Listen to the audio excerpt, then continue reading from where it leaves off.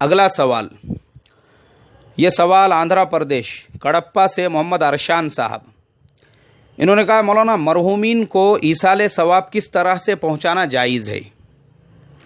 بھائی ہمارے محمد ارشان صاحب حضرت تھانوی رحمۃ اللہ علیہ نے بہشتی زیور میں تفصیل کے ساتھ میں لکھا، میت کو اعمال صالحہ کا ثواب پہنچانا جائز ہے۔ عمل خیر چاہے بدنی ہو یا مالی ہو، دونوں کا ثواب بخشنے سے میت کو پہنچ جاتا ہے۔ اور ایصال ثواب کی چند صورتیں یہ ہے، ایک تو میت کے لیے نفل نماز، نفل روزہ، نفل حج یا عمرہ یا قرآن مجید کی تلاوت بھی اگر میت کو بخشے تو ان تمام چیزوں کا ثواب وہ میت کو پہنچ جاتا ہے۔ اسی طریقے سے خدمت خلق کے بہت سارے کام ہیں، جیسے غریبوں کو، مسکینوں کو، محتاجوں کو کھانا کھلانا یا ان کو کپڑے پہنانا، یا کسی مدرسے کے اندر جو پڑھنے والے طلباء ہیں ان کو کپڑے پہنانا یا ان کے لیے کھانے کا نظم کرنا، اس طرح کے جو ثواب کے کام ہیں، اگر آپ اپنے میت کو ثواب پہنچانا چاہتے ہیں تو آپ کے دل میں صرف نیت کا ہونا کافی ہے۔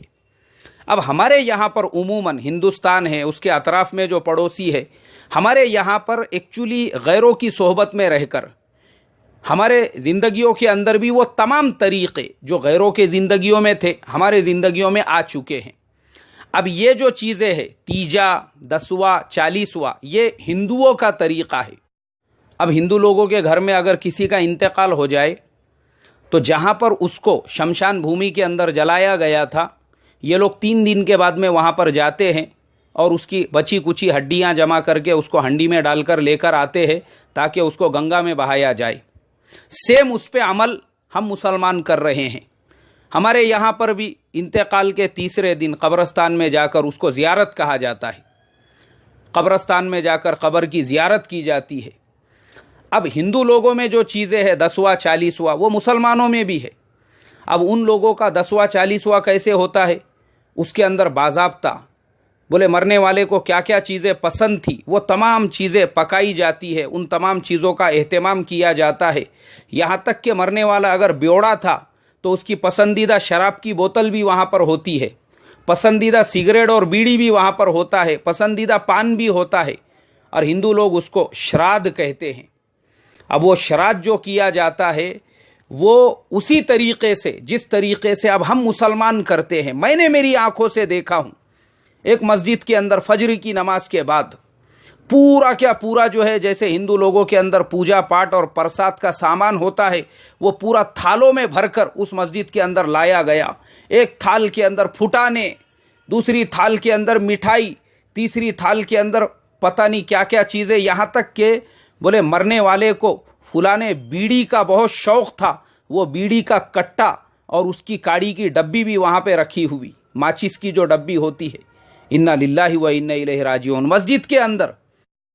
تو اس طریقے کے تمام اعمال یہ غیروں کا طریقہ ہے۔ یہ اس طریقے کی حرکتیں کر کر یہ سمجھنا کہ میت کو ہم لوگ ثواب پہنچا رہے ہیں، یہ ثواب نہیں ہے، یہ صرف بدعت ہے، خرافات ہے، گمراہی ہے، جس کے بارے میں اللہ کے نبی نے فرمایا کل بدعت ضلالہ وکل ضلالۃ فی النار۔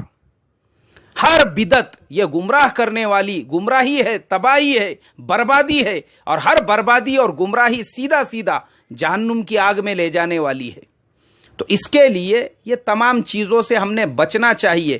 ہمارے دل کی نیت وہ مرحوم کے ایصال ثواب کے لیے کافی ہے۔ آپ کوئی بھی خیر کا کام کر کے صرف اپنے دل میں نیت کر لو، اللہ تبارک و تعالی دلوں کے حال کو جانتے ہیں۔ قرآن میں، حدیثوں میں بار بار فرمایا کہ اللہ تبارک و تعالی تمہارے چہروں کو، تمہاری صورتوں کو نہیں دیکھتے، تمہارے نیتوں کو دیکھتے ہیں۔